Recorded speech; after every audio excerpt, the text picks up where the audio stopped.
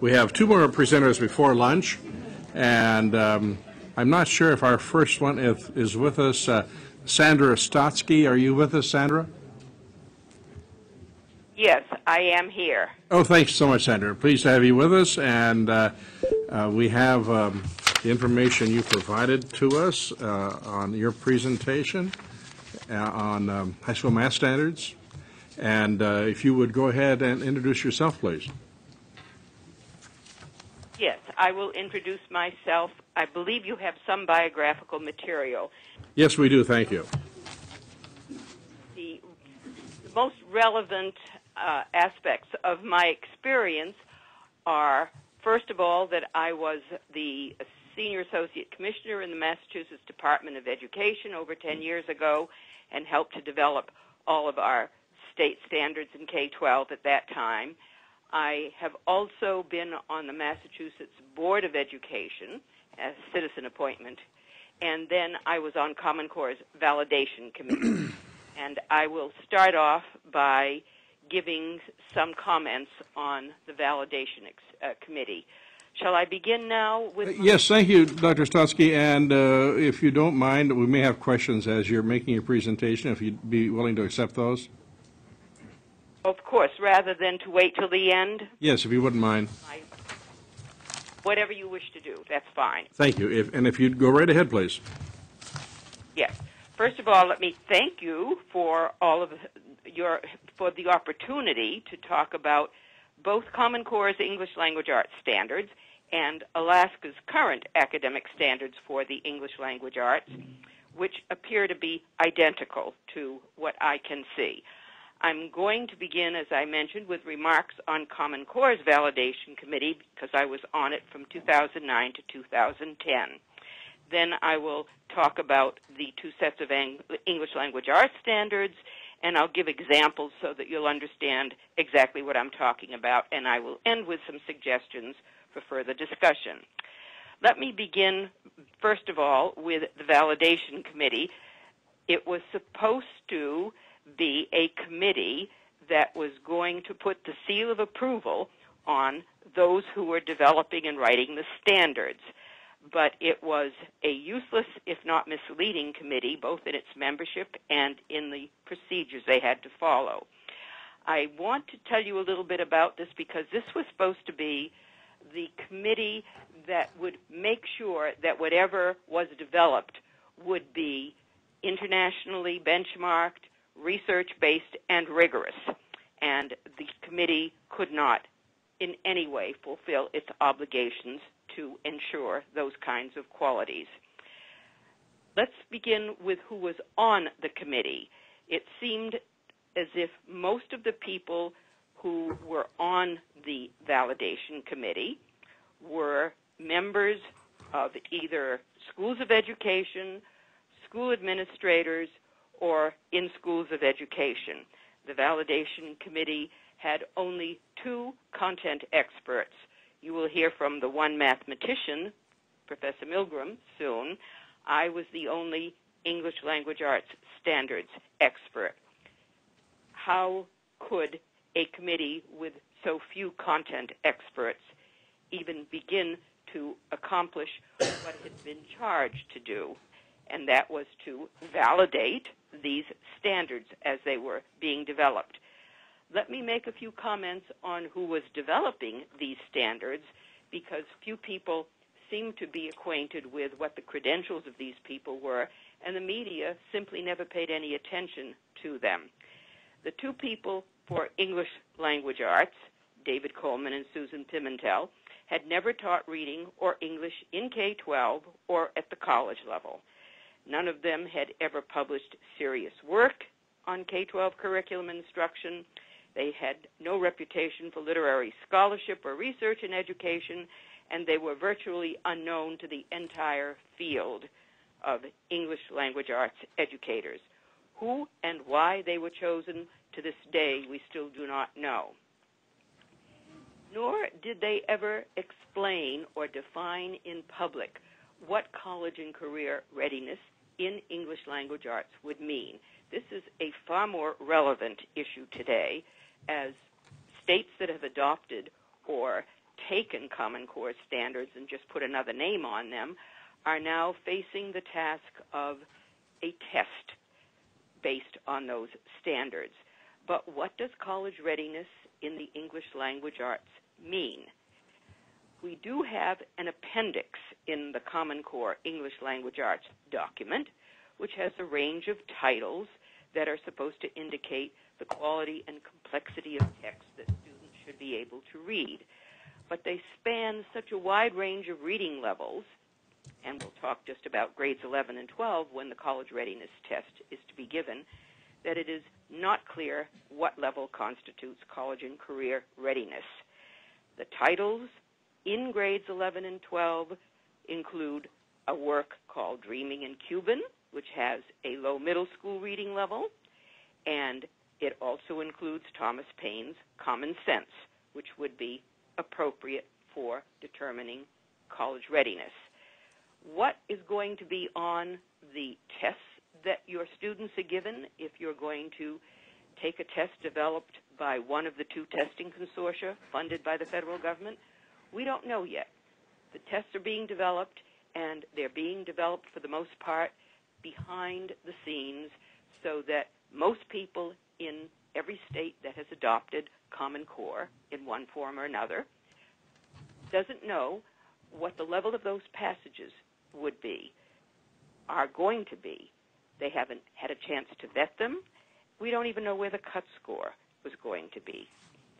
So we have a problem with what states have committed themselves to without any opportunity to have their own citizens and their own state legislators and their own university people who are going to be involved in teaching students from Alaska high schools who are determined to have passed a college readiness test and who then apply to and are admitted to one of Alaska's post-secondary educations. But those people who teach Alaska's students in higher ed are not involved at all, so far as we know, in setting the cut score and in determining their own admission requirements, because one of the major catches in a set of standards called College Ready Standards is a bargain, a kind of bargain that was hammered out at the very beginning, and that is if students pass a test that is called a college readiness test with, as I say, a cut score that's yet to be determined, they will be able to take 4-credit freshman college courses in math and English. That removes those courses from the control of your own institutions of higher education and places control elsewhere, Washington, D.C., among a group of people who belong to the test consortium. We don't know yet. There are so many questions about the way in which college readiness standards differ from ordinary standards, which is what Alaska had and which is what all the other states had. What did other states and what did Alaska do with its own standards beforehand, before it adopted Common Core? It had these standards on which state tests were based that determined the competencies for a high school diploma. That was all states had standards in high school for, that students had to pass tests that would be based on these standards. It would be a test that would enable those who are in charge of educational policy to ensure that the high school diploma meant something. It didn't guarantee 4-credit coursework at post-secondary institutions. That is the huge shift in authority and in content that Common Core has brought about, and most people, legislators and parents, still don't quite understand what college readiness means in practice. Let me go on now to talk about the problems with the ELA standards in Common Core and in Alaska's own academic standards, which, as I say, from my examination of Alaska's own academic standards, are identical in terms of the standards.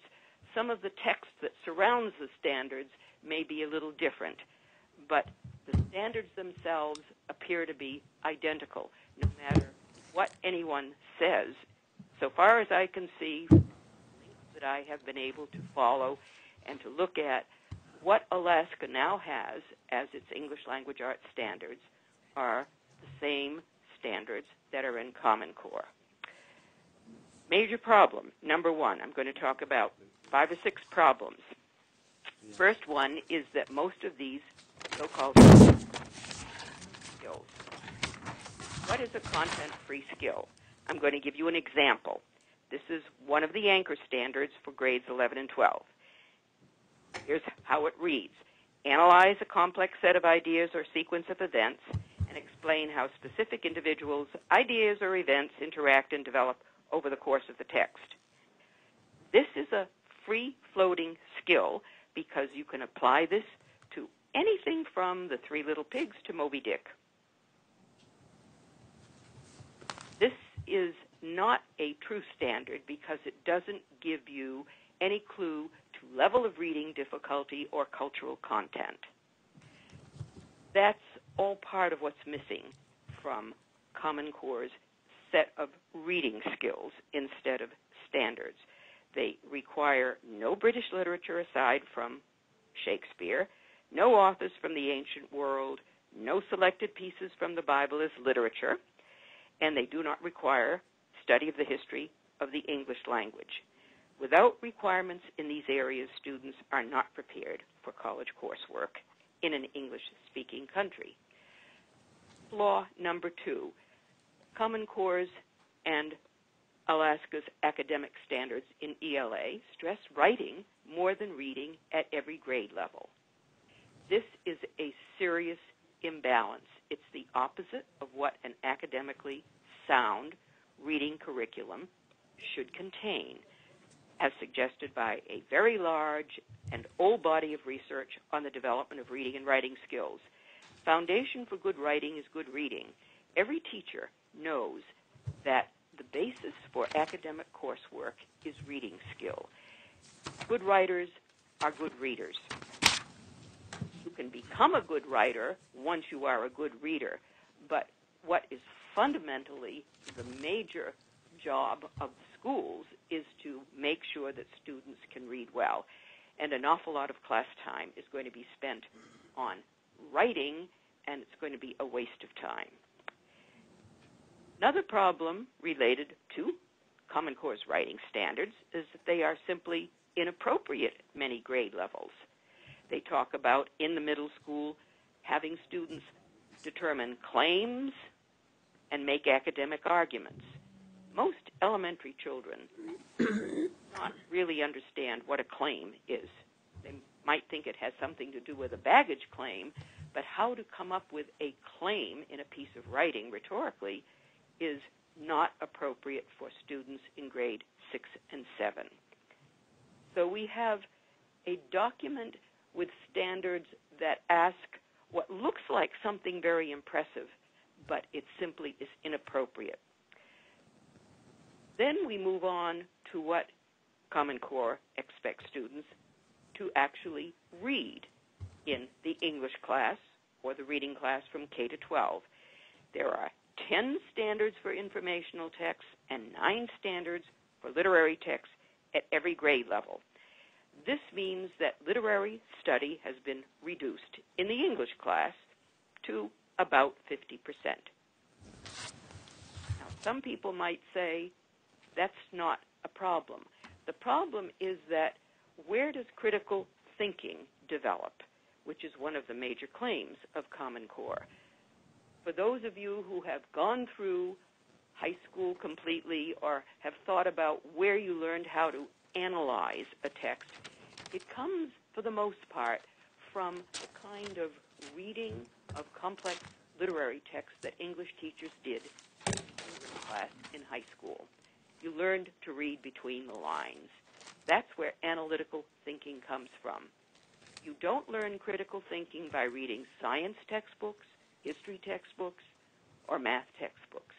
You build the knowledge base that you need in those areas, but you don't develop critical thinking.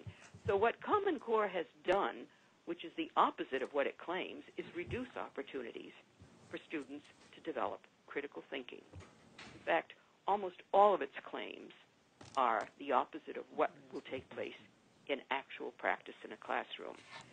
And I will now go to one of the famous mantras that we hear, a set of buzzwords. Common Core standards are fewer, clearer, and deeper. Would you hold that thought just for a minute, Dr. Stotsky, and we'll come to that in a bit. We have a question of you, though.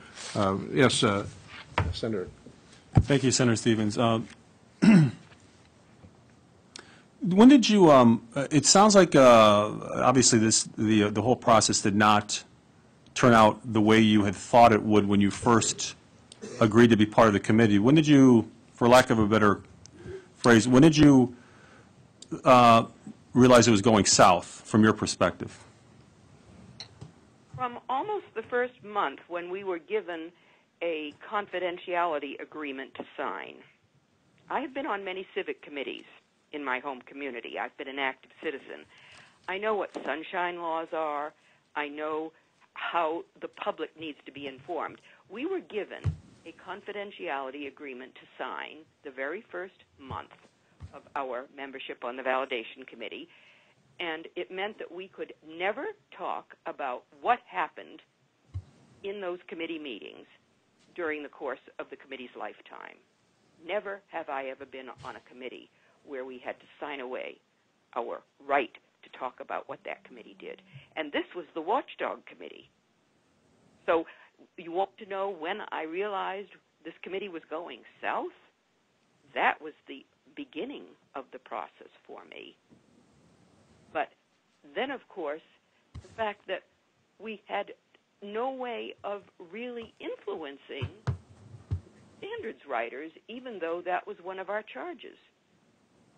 We were charged to ensure, for example, that the standards were internationally benchmarked. I kept asking for my very first critique, which was something I could distribute and disseminate with others, and that was in September, October of 2009. I kept asking for what were the countries we were internationally benchmarked with or to in English. I could never get the names of the countries. I never could. And I and Professor Milgram, as he will tell you, were two of the 5 people by the following May when we were asked to sign off on the standards who said we couldn't sign off on them. We had never received the information we were supposedly supposed to get. And yet, people who support Common Core continue to say that they're internationally benchmarked, but you can't find out what countries. So there were a number of clues throughout about this document going, or this committee going south, and the document going even farther south. I hope that answers you. It does. Can I have one follow-up? Yes, please go ahead. In previous testimony, it was relayed that there were two steps for states to go through a waiver process for NCLB. One was to accept Common Core outright, and the other was to have the universities validate the standards. And in Alaska's case, the university signed off on the standards. What would your comments be to that? That the university system in the state of Alaska officials signed off, or at least validated, I should say, validated the standards that Alaska adopted. This has happened in many other states. Let me ask if you know who actually signed off. Was it the president or the chancellor? Because what has happened in many other states, it's not been the teaching faculty that signed off. It's someone who doesn't teach freshman math. It may be the chancellor or the president or some administrator. Very often it's one of the higher level university administrators. These are not people who have actually, in most cases, read the math standards, because you would need to be a mathematician, scientist, or engineer to look at those math standards to understand whether they meant college readiness as you understood it. So unless you know who actually signed off, it's hard for me to answer that particular question. Thank you. To know. Yes, thank you very much. And we will hopefully get that answer about who signed off at the university when we get to that portion. Dr. Stotsky, you were talking about the Alaska standards as compared to the core, Common Core, and Common. They seem to be identical. ELA. Yeah, so they seem to be identical. So the testing should be the same. Is that true? I mean, I understand that you're not really happy with the secretism of the process of developing the test, but at least if we had an adequate test, whether you're a state that's accepted Common Core or not, like Alaska, the test should be the same. Is that true?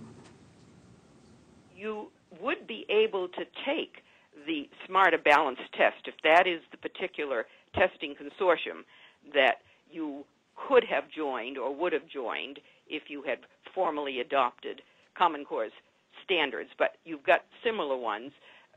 You could adopt some tests that were developed by other testing companies, but they've all become aligned to Common Core. But as long as you have Common Core standards, you would then be able to take a Common Core-based test. But that's where the problem begins. You don't even know where the cut score is going to be or what those test passages, for example, this is what I was talking about originally, what level of reading. I've been looking at what Smarter Balanced has been releasing.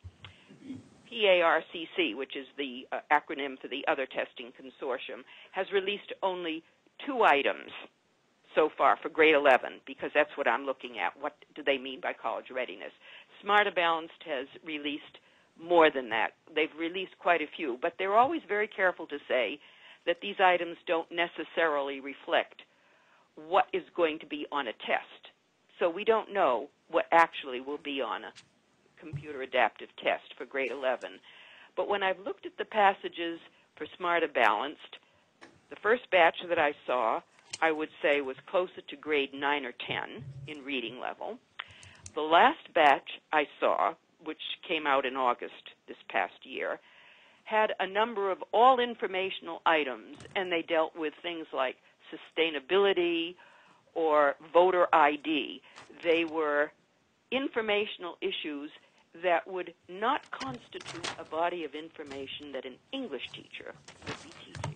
They're teaching reading skills if they're going to be using these kinds of fragmented pieces of information. So that's what the nature of the test seems to be. I don't know why Alaska's institutions of higher education would think that would be the kind of test they would want for college readiness. But they need to be able to speak. And I don't know if you've heard anybody yet from your own institutions of higher education in either engineering, math, science, English, or the humanities. Those are the people you need to hear from, not people from the Fordham Foundation or Washington, D.C. Well, thank you. And we've not reached that point yet. In the next day and a half, we intend to hear from those folks. But thank you so much. And I apologize for stopping you. Would you please continue with your comments? All right. I will continue. But I would pick up on the fact that you need to make sure that the people you hear from actually are teaching faculty in your institutions of higher education, whether they teach in community colleges or your university system, it doesn't matter. But they're the only ones who can tell you whether you've got a good set of standards that will determine admission. Now, I've just mentioned that part of the problem, and that was where I was leaving off before, with the literature standards, is that there are so few of them compared to this sort of 50-50 balance that what they do is alter the high school English curriculum, and they reduce literary study, they reduce opportunities for critical thinking, and you end up actually with fewer, clearer, you do not have fewer, clearer, and deeper standards. You have almost the opposite. And I was going to explain that before the question came. Here is an example of what Common Core has done, which Alaska now has, that appears to look like you have fewer standards to deal with. What they were doing was simply bundling together a group of statements. Here's a literature standard for grades 9 and 10, and it's in the Alaska document as well as in Common Core. This is how it reads. Determine a theme or central idea of a text. Analyze in detail its development over the course of the text, including how it emerges and is shaped and refined by specific details. Provide an objective summary of the text. That is the standard. Now, it is, in my judgment as a former editor of a research journal in English, a wretched sentence. It's a jumble of at least 3 different activities. You want students to determine a theme, analyze its development, and summarize a complete text. It may look like it's a single standard, but that's because a lot of different things have been grouped with semicolons and put together in one sentence. So I think from the point of view of what's good for your English teachers in Alaska, they should have a set of standards that they have developed, revised, and can see that they're clear and readable and make sense to them. So to sum up very quickly some of the things I've been saying, number 1, Common Core's ELA standards are not rigorous at all, even though you will hear the word used all the time. How can they be rigorous? They're skills. Number 2, they're not internationally benchmarked. They won't make any of our students competitive. You're going to hear the same thing about the math. 3, there is no research to support Common Core's stress on writing instead of reading. I know that because my background is in the field of reading research at the graduate level. 4, there is no research to support Common Core's stress on informational reading instead of literary study in the English class, because there is nothing to suggest that having students read a lot of informational text on fragmented topics like, say, sustainability or voter ID is going to make them better able to read college textbooks. That isn't where the ability to do high-level reading in college comes from. 5, there is the problem that almost everything Common Core's document and standards suggest that students, teachers do is about opposite of what the research suggests. And that you can trace right to the fact that you had people who wrote standards that simply didn't have the credentials to write them. They weren't qualified to write what we now have as, quotes, national English reading standards in this country. So you're stuck as a legislature with very low-level skills as standards and a Washington-based direction to your own curriculum in Alaska, which should be tailored to Alaska, not an amalgam of a number of different states. Let me suggest very quickly now, and I'll wrap up with this, my suggestions to Alaska's legislators, the ones I am talking to, and those who will read the paper I will send soon. First, you might want to return to, revise, and strengthen your own ELA standards. They were written by your own teachers. You want to improve the academic education of all of Alaska's children, especially your neediest students. So you should be developing standards that respond to what your own English and reading teachers see as the kind of standards you want in Alaska. And it would be a waste of taxpayers' money to base your state assessments on standards that need even more revision than possibly your earlier standards did. What I've been suggesting is that Common Core standards need to be either thoroughly revised or abandoned. So why would you throw good money after bad and use a state assessment based on those standards when those standards should have been revised or abandoned to begin with? You have no way of judging the quality of those standards when you've had the people who've been funded by the Gates Foundation, and that includes just about every organization that you will have heard from, including the folks from the Fordham Institute, who I know spoke earlier. But when you hear from Achieve and from Fordham and other organizations that have all been funded by Gates, who wants to promote these standards, you have to wonder whether you are getting objective, independent advice. I'm not funded by anybody. I speak as an academic researcher, and I speak without charge everywhere. I've been testifying to legislative committees in about 20 different states. Nobody gives me any honorarium because I don't take one. So I speak from what I can see, and based on my experience in Massachusetts, where, as everyone knows, we had what is called the education miracle. Massachusetts kids got to hit the top of just about every national test and even on an international test based on the standards and what I did to help strengthen the teacher corps, which is another point I want to get to in another minute. So first suggestion is go back and use your own standards and strengthen them and revise them using Alaska's higher ed and English teachers to do it. 2, develop your own entrance exams or matriculation tests for your own institutions of higher ed, using your own engineering, science, and math faculty and literary humanities scholars at your own institutions. Why should federal education policymakers tell Alaska what its admission requirements should be to Alaska's own colleges and universities? That's what it boils down to. Third suggestion, offer 2 types of high school diplomas. Not all high school students want to go to college or can do the reading and writing required in authentic college coursework.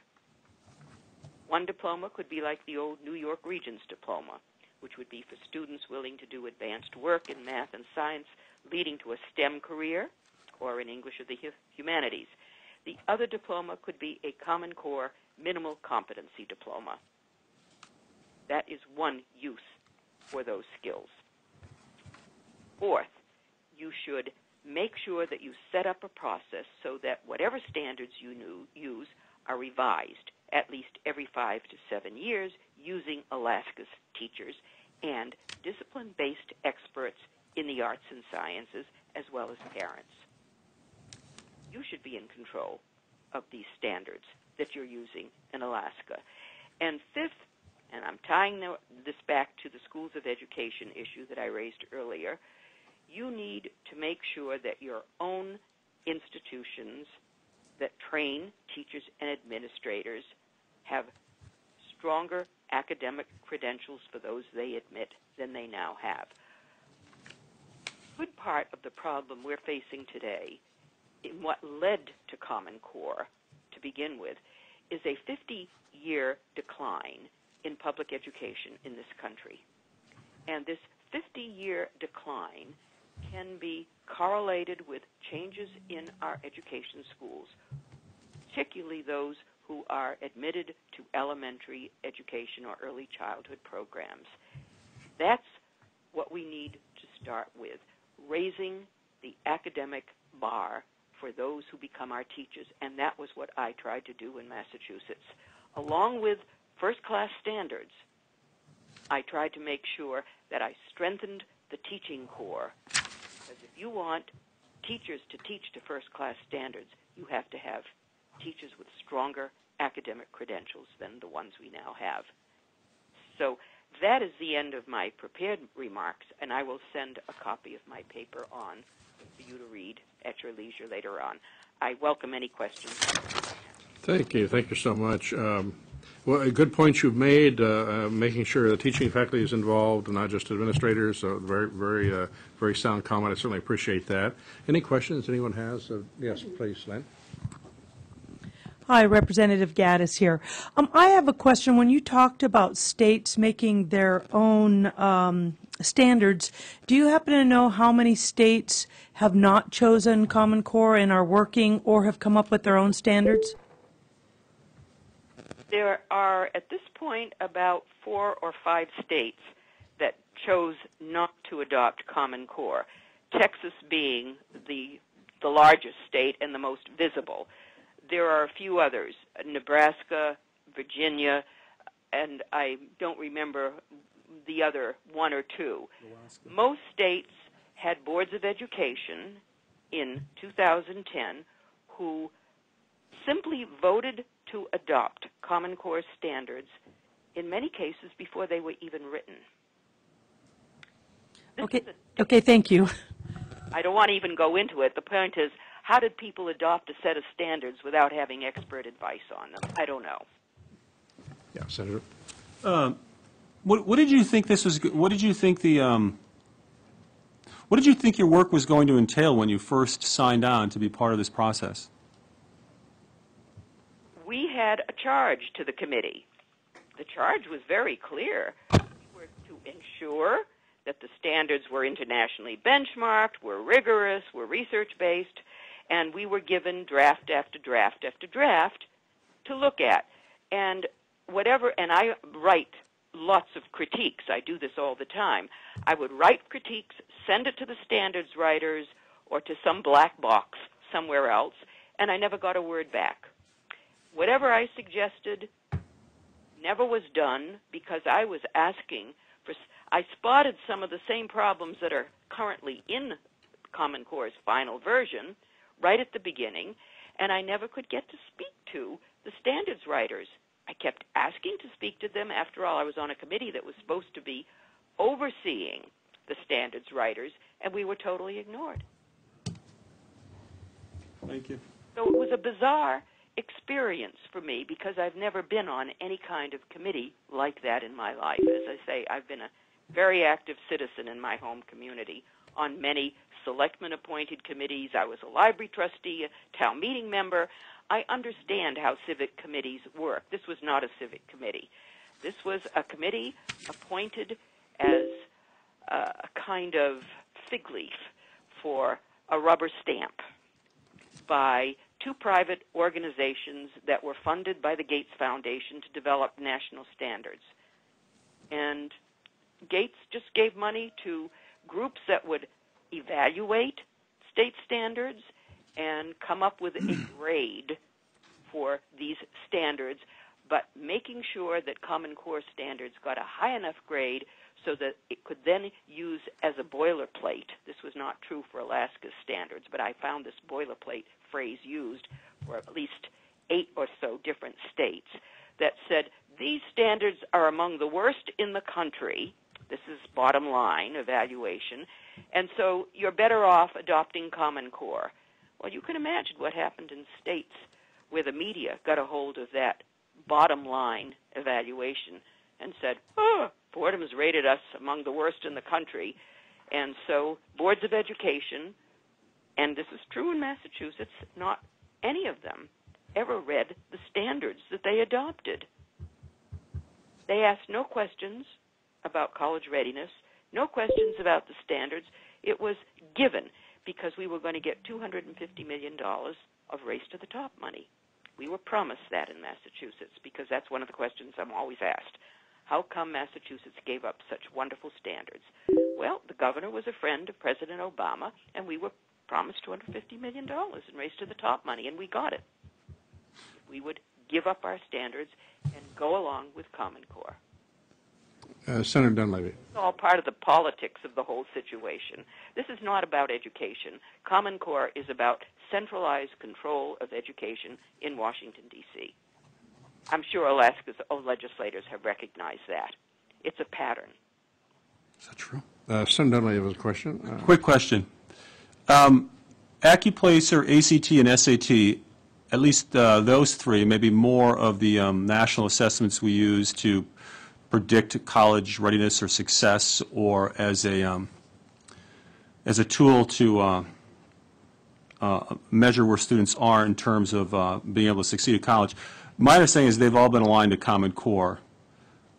Right. We have almost no independent points of reference. The only one that's left, so far as I know, is TIMSS, TIMS, the Trends in International Mathematics and Science Survey.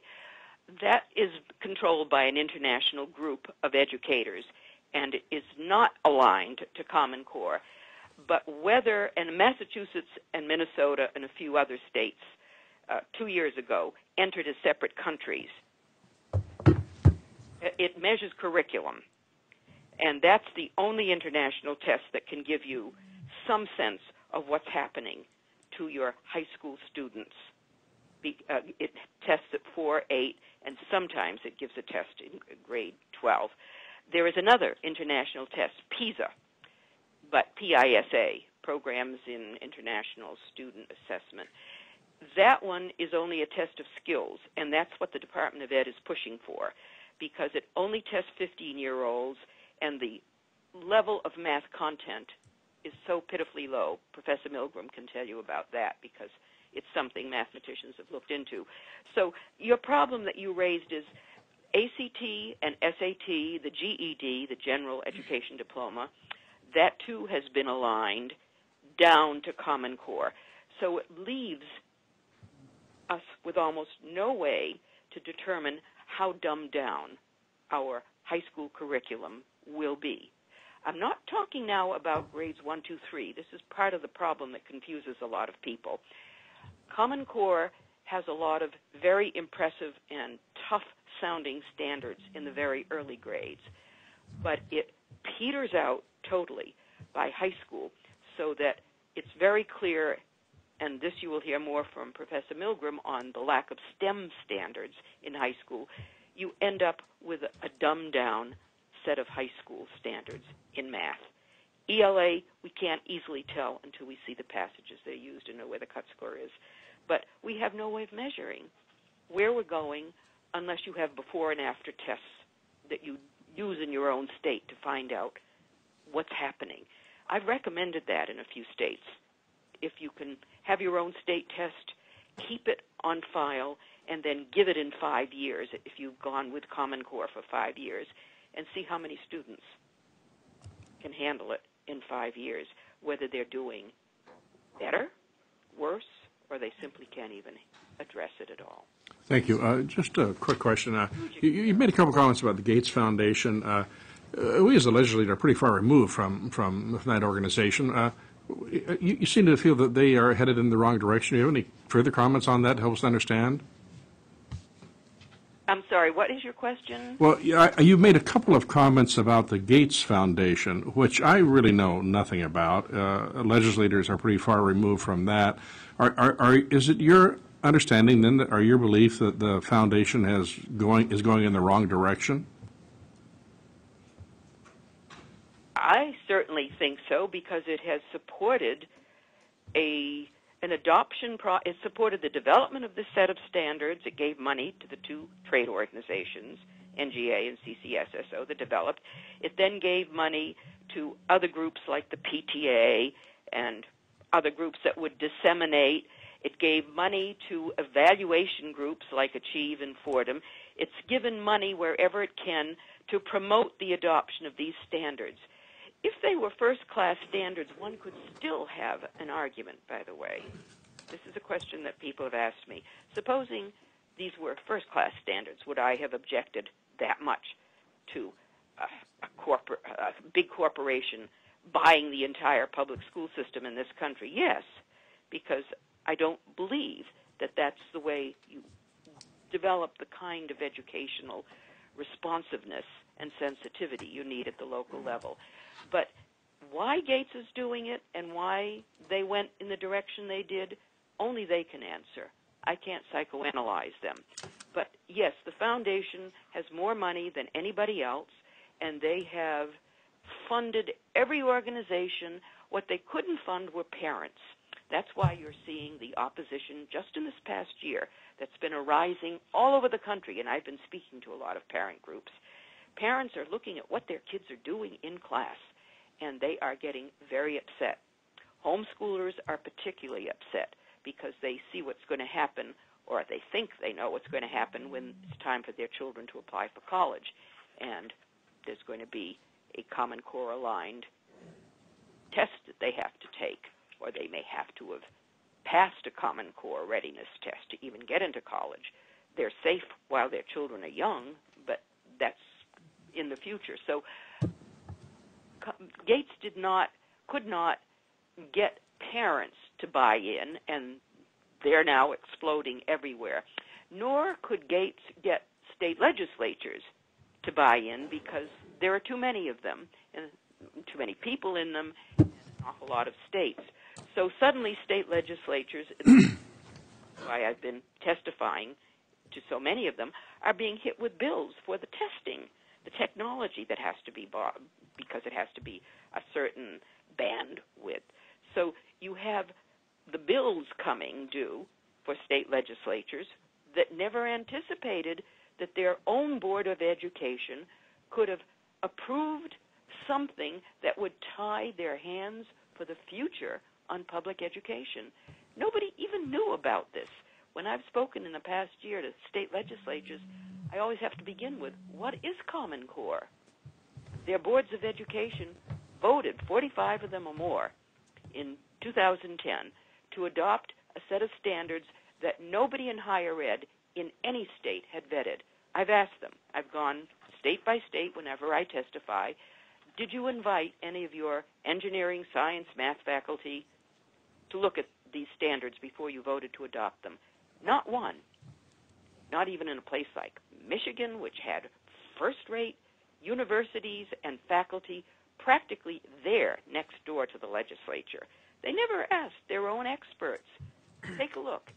A Board of Ed that for the most part was not qualified to look at math standards, and I'm speaking of Massachusetts as well as almost any other state, they never bothered to look at what they were buying. They bought a pig in a poke. Well, thank you. And our last question will be Representative Gaddis. Well, and it's a perfect segue. Do you happen to know if there's any states or any legislation that folks have paused or slowed down or even undone the Common Core? Indiana has paused. There may be, it's not clear what Georgia is doing. I don't know if I'd call it a pause, but they're trying to have some review committees to see what's happening. Part of the problem may be who is on these review committees, but Indiana and Georgia are the closest that I know of. Nobody has been able to undo the sticky mess that their boards of ed put them in yet. This has been one of the interesting phenomena. No, they sort of bought themselves all the way in. They're implementing something, and only now are they discovering it's not easy legally to get out of a vote by the governor, whoever the governor was 3 years ago or 4 years ago, and a Board of Ed.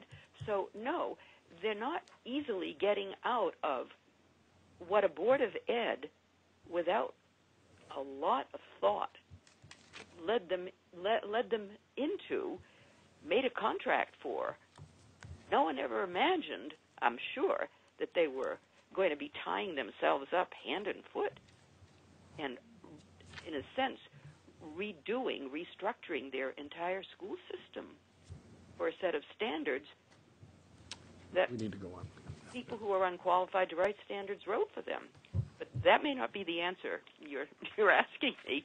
That's the answer. Thank you very much. Sure. Okay, well, thank you very much, Dr. Stotsky. I really appreciate your spending time with us and your vast experience and your comments. We appreciate that so much. Thank you. Fine. Should I stay on for later on or not? Well, we're going to break in about 40 minutes here, and we're going to be hearing Dr. Milgram, and we'll see how that goes. If there's any time after that, maybe there'll be some few more questions. So if you wouldn't mind staying on at least for another 40 minutes, I'd appreciate it. All right. Or I think I could leave my telephone number so I could make that available. Yes, Tim will get that from you. Yeah, could you go ahead?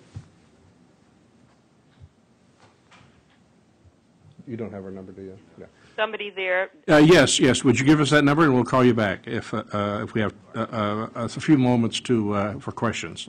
Yeah. 617-734-1584. Thank you so much, Dr. Stotsky. We'll now move on to Dr. James Milgram. And are you with us, Dr. Milgram? Yes. I will hang up now. Bye-bye. Can you hear me? Yes. Maybe go ahead and say a couple of things. We'll see if we can hear you clearly. Okay. Well, this is a test, so let's do 1, 2, 3, 4. Okay. We hear you perfectly, Dr. Milgram. Just go ahead, and if you'd introduce yourself. Okay. Yeah, I'll be glad to. Okay, so I'm an internationally known research mathematician at Stanford University. As a research mathematician, I have a large number of honors.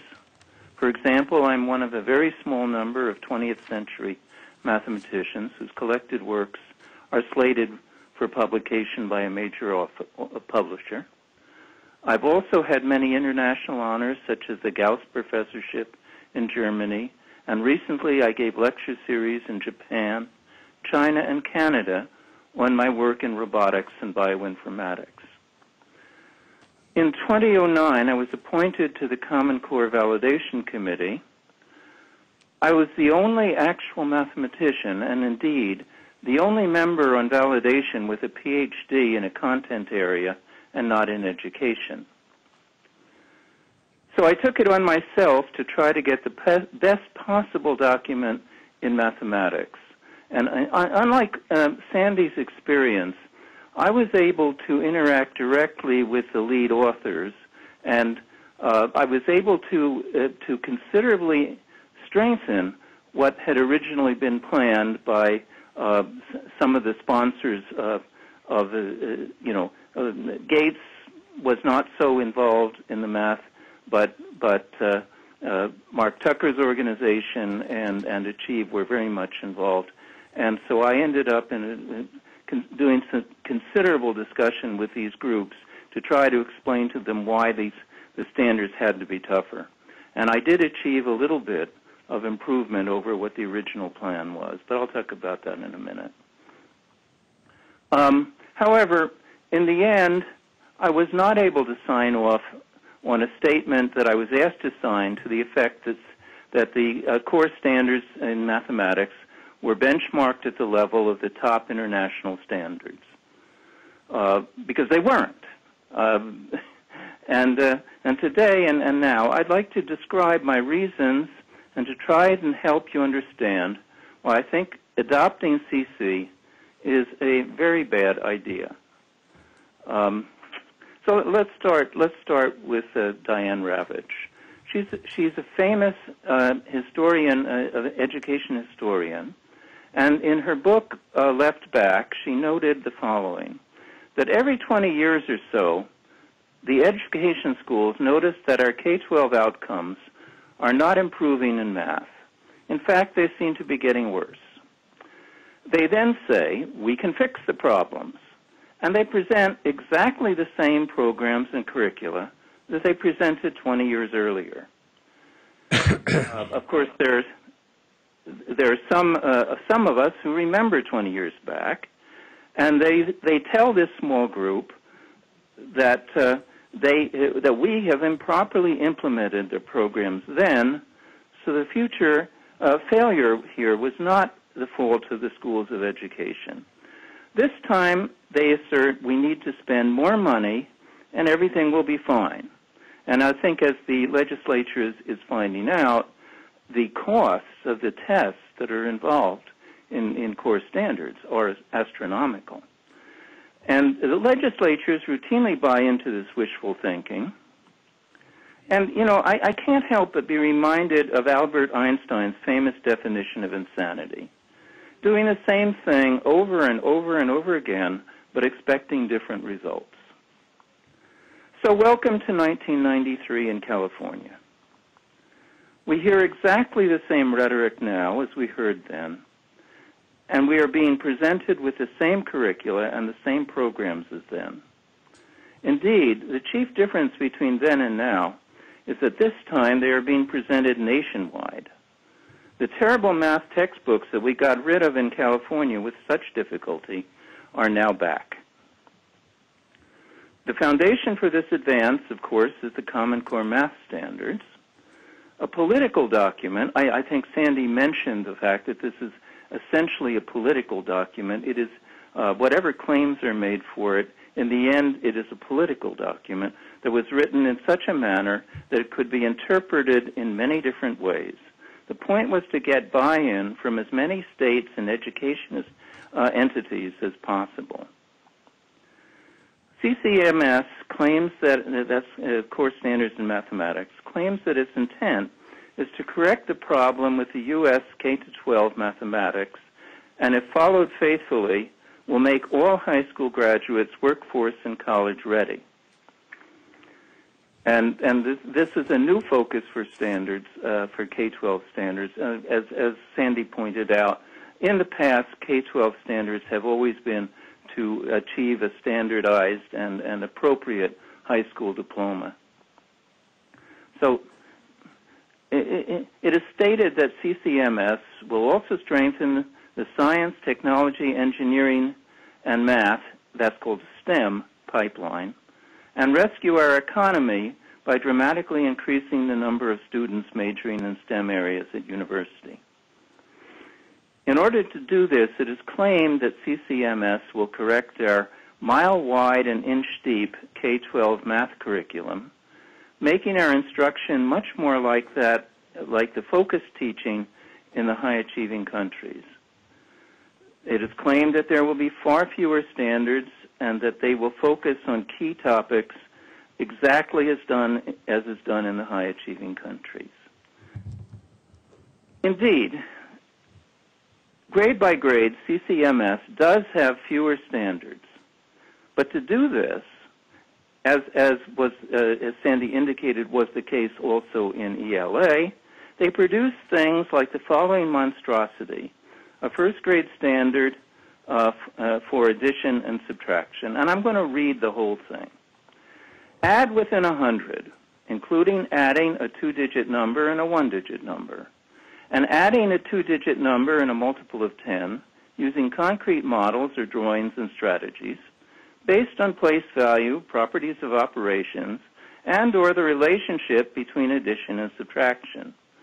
Relate the strategy to a given method and explain the reasoning used. Understand that in adding 2-digit numbers, one adds tens and tens, ones and ones, and sometimes it is necessary to compose a 10. Well, this glom is basically the kitchen sink. In the high-achieving countries, only a small amount of the material above is covered in first grade or even first and second grades together. And yet, in those countries, this material, the material that's covered in this standard, or actually only some of that material, is the main focus of instruction most of these 2 years. So this one standard in the high-achieving countries is probably involved in 30 to 50% of the instruction time that's being given in first and second grade. Moreover, some of the standard is probably absurd to ask of first or second grade students. For example, relate the strategy to a written method and explain the reasoning used. Also, the number of choices given, for example, using concrete models or drawings, and strategies based on place value, properties of operations, and or the relationship between addition and subtraction, is clearly overwhelming for students of this age. Now, this is only one. I picked basically the first example that caught my eye in the first grade. But these examples occur throughout the standards, the math standards, and throughout the English language arts standards. So what happens is the inch-wide inch-deep and mile-wide curriculum that we've known and not loved in mathematics is replaced by a curriculum which technically has fewer standards, but it is the same exact inch-deep and mile-wide set of standards.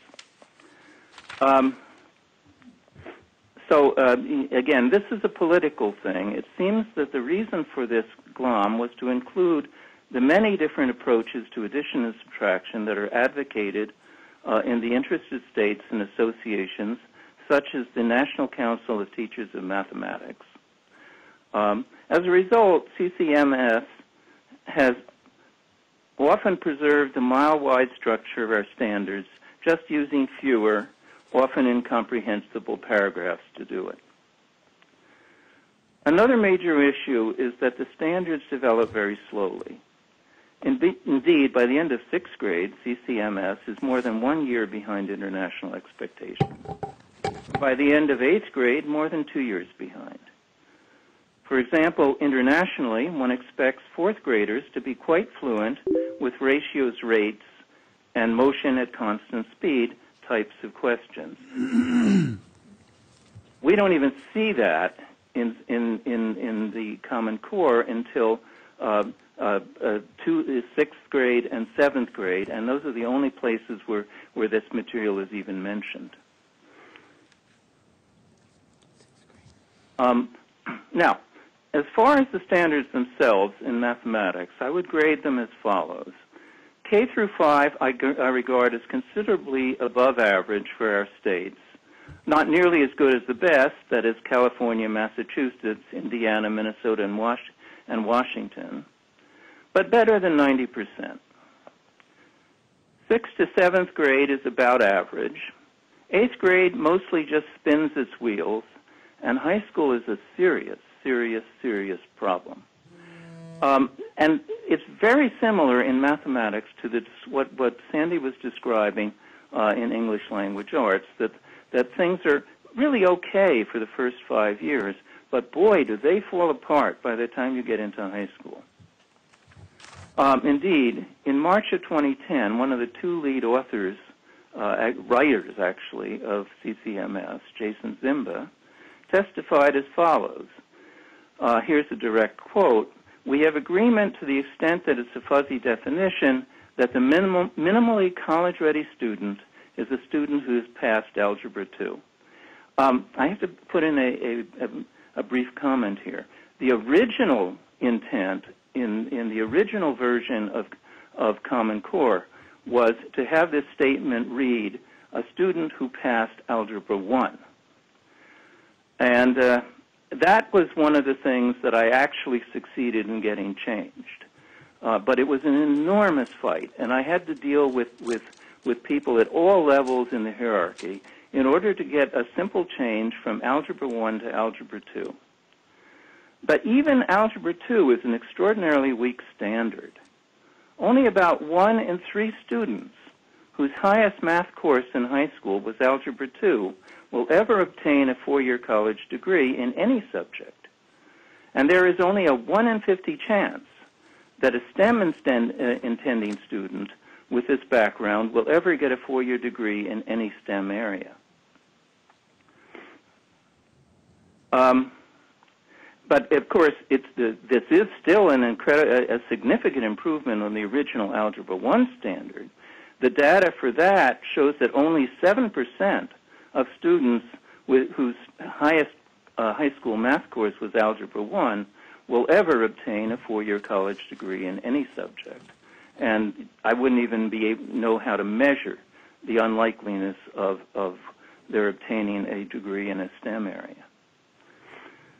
Later in his testimony, Zimba clarified the Algebra 2 definition by stating that CCMS is not for STEM, and he expanded on this by saying, and this I quote, "Not only not for STEM, it's also not for selective colleges. For example, for UC Berkeley, whether you are going to be an engineer or not, you'd better have pre-calculus to get into UC Berkeley."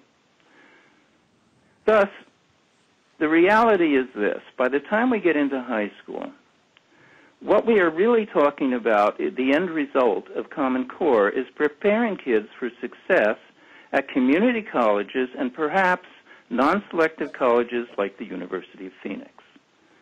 In particular, it entirely abandons, the top 30% of the typical high school class. Now, here's why I say 30%. In California, we have 2 university systems, the University of California and the California State University system.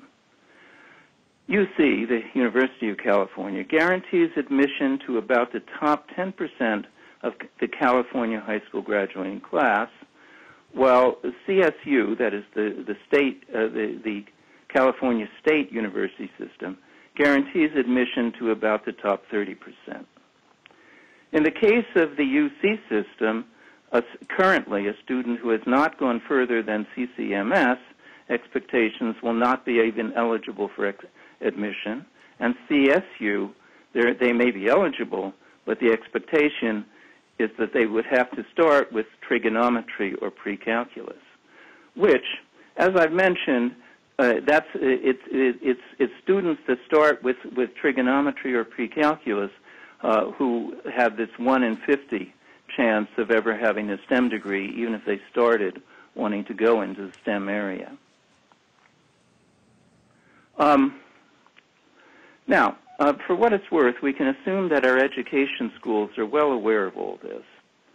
Consequently, it should be no surprise that a key requirement for states to apply for Race to the Top money was to include signed agreements with the heads of all systems of public colleges and universities, stating that students with a CCMS background, as passing the SBAC or PARCC Algebra 2 exam in mathematics and a similar ELA requirement, would be eligible for credit-bearing introductory math courses in any public college or university.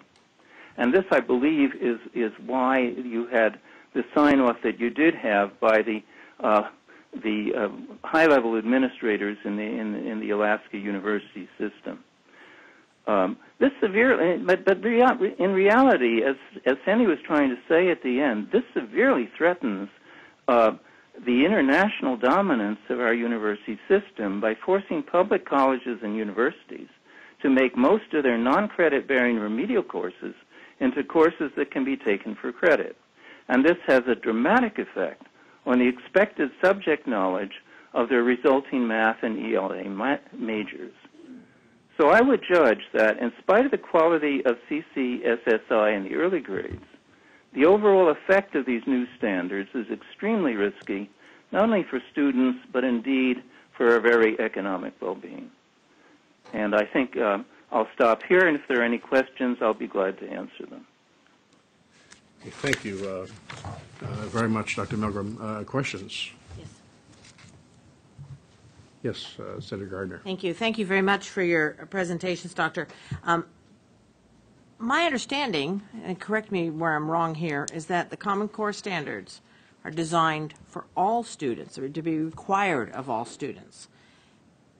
And we know that not all students want to or will be able to pursue STEM careers, particularly at selective universities. And while we want any child who wants to have the opportunity to pursue that, I'm not certain that it's fair to require that as part of graduation they take the courses that would prepare them to do that. And yet it seems to me that that's what your presentation is about. Am I misunderstanding or misinterpreting? I think you are.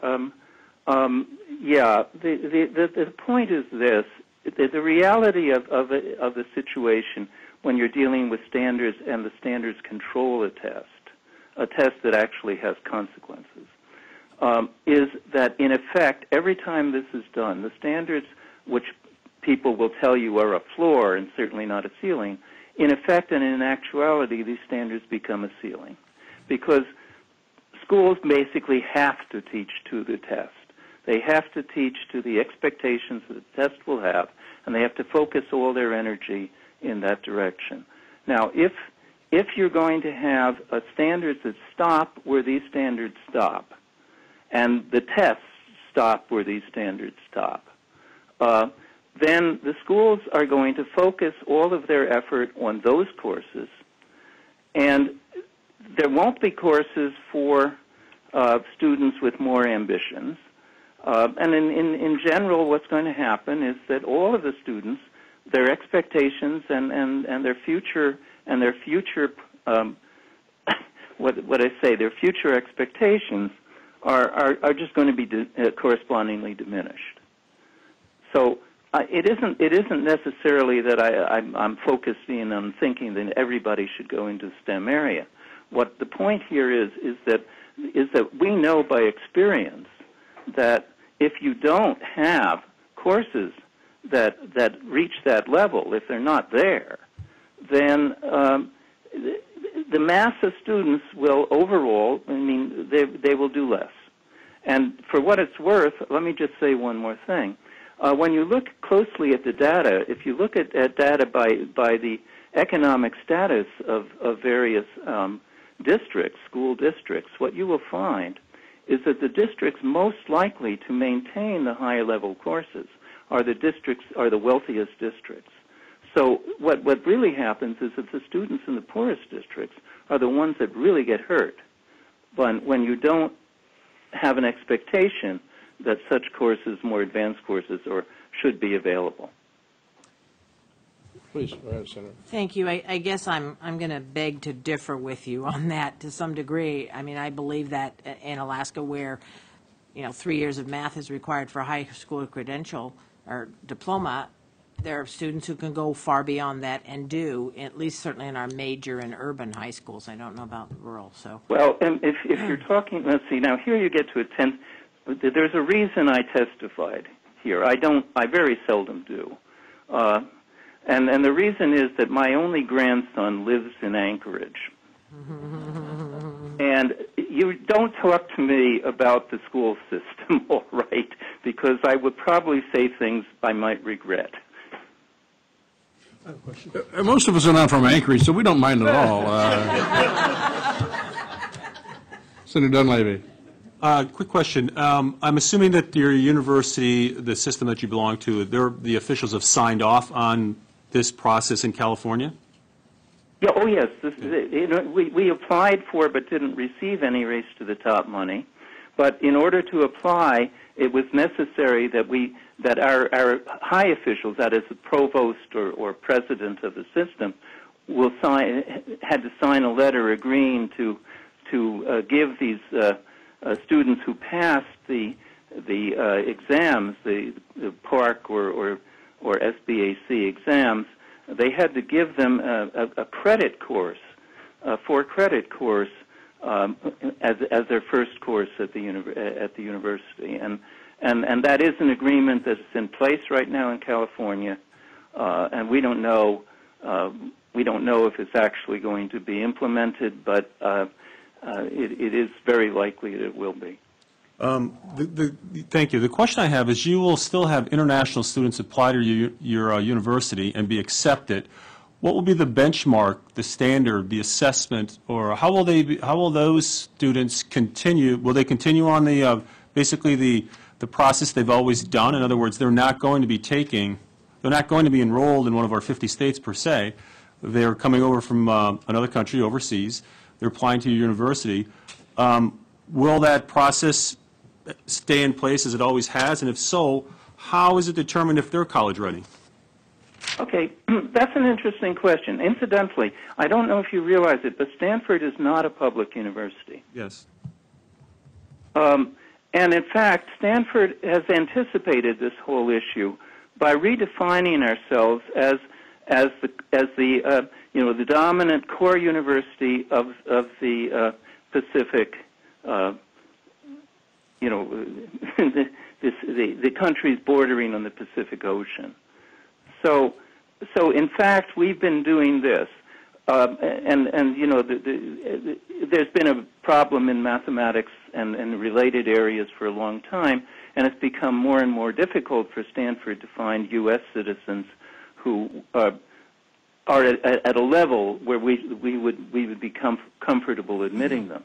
And so the number of U.S. citizens that are in our entering classes keeps going down, and we keep enlarging the number of students who we admit coming in from Singapore and from China and from Taiwan and from Korea and from Russia and India. So these are the Pacific Rim countries, the basic ones that we draw from.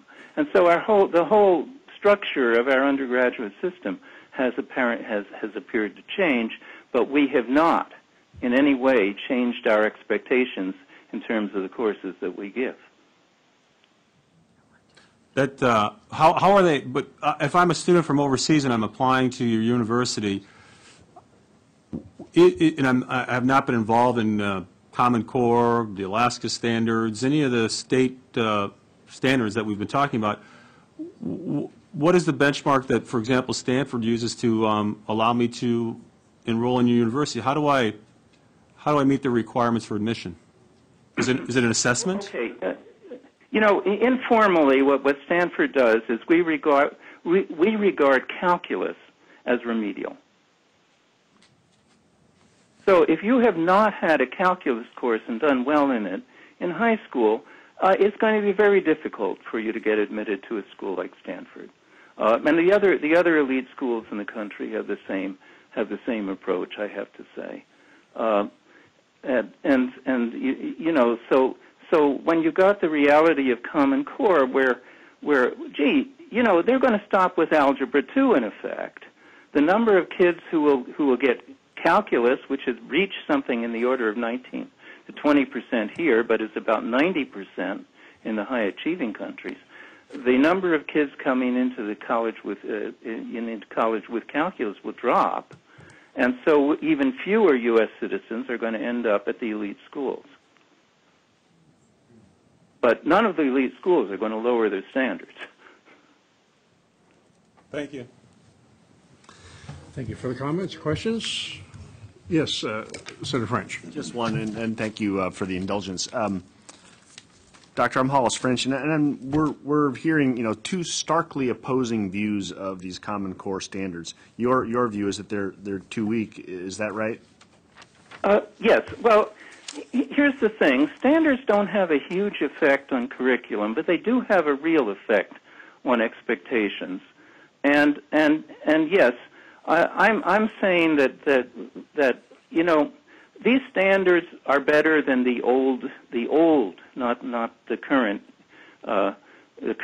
Alaska standards, because they're identical to the current Alaska standards. They are better than the old ones, but the reality is that they're not near good enough for us to remain competitive internationally, and we're going to pay the costs of that. So, if you want, I mean, if you go through and you want an epsilon improvement in outcomes, and the epsilon will be under probably 1%, judging by the usual data that you look at for comparing results across different states with different levels of standards, then you know, it doesn't make a big difference whether you have Common Core or not. But just don't expect Common Core to be a solution to our real problems. It isn't, and it won't be. And just if I could follow up, we heard earlier from Dr. Stotsky about the influence of Gates money in some of the decision making. Her belief that there was some influence by the Gates Foundation and their money spending to produce decisions, and she testified that she wasn't getting paid by anybody to appear to testify. And is that true for you? Are you getting money from either side of this debate? No. For one thing, I'm sitting at home. And the only thing I ever ask for when I go to testify, and as I say, I only testify in states where I have a personal interest, the only thing I ever ask for is I ask the people pay my travel expenses. Thank you. Thanks, and thanks, Senator.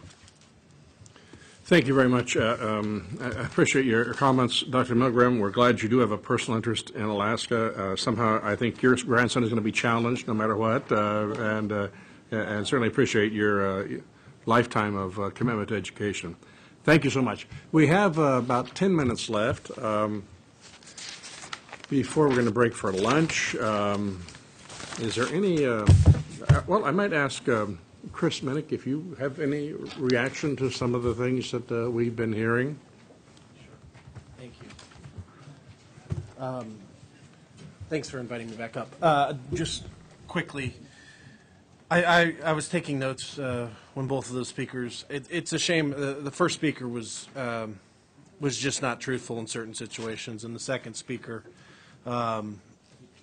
I think you guys hit on it, actually. He believes everybody should be taking calculus. So if you think Common Core is controversial, if you ask every kid in Alaska to take calculus, I think you will have a different challenge from the constituency. So I do believe those were the two arguments you heard. I just want to correct some of the information that was said. The validation committee was 28 members. 24 of them signed off. Obviously, 2 of them you heard from today that did not sign off. But if you'd like to hear from the other 24, I'm happy to give you testimony from them or chat with them. All 24, their statements about not being mathematicians, that's just not accurate. I can give you the whole list. So I'm happy to do that. Yeah, go ahead. You said 24 signed off, and there were 28, and so we heard from the other 2. There's 2 others we haven't So heard. the other 2 just felt like they didn't have enough information Gotcha. to make that decision, so they aren't actively opposing, but didn't sign off. Ms. Stotsky said that there was a lack of focus on literature, but in the introduction to the standards, and I'm going to read from it because I want to get it right. It says, because the ELA classroom must focus on literature, stories, drama, and poetry, as well as literary nonfiction, a great deal of informational reading in grades 6 through 10 must take place in other classes if the NAEP assessment framework is to be matched instructionally. So the standards themselves actually do call for much of that instruction to take place in other classes other than ELA and a continued focus on literature. So that's just an inaccurate statement. Just generally, I don't really want to go claim by claim. I'm happy to, if there are any specific ones that you'd like to talk more about, I'd be happy to do that. I think the Gates Foundation claim, we are funded, our organization is partially funded by the Gates Foundation, so that's not a secret. And there are a lot of organizations that are funded by the Gates Foundation, so I'm happy to talk more about that if you're interested. But the bottom line about this was that states decided to do this well before we had funding for it. So we went and sought funding to try to save states money. Our first proposal on this was actually to have states pay in and have us develop them together with state money. The commissioners at the time didn't feel like they would be able to get an appropriation to do that from their individual states, so we raised money to write the standards. So happy to talk about that.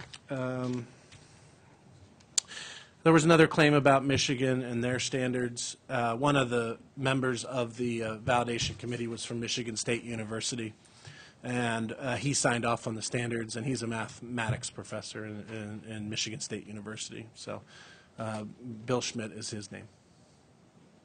Thank you. Further questions? Yes, Senator French. Thanks. Just Dr. Milgram twice iterated that the Common Core standards were not benchmarked at the top of international standards. Do you agree or disagree?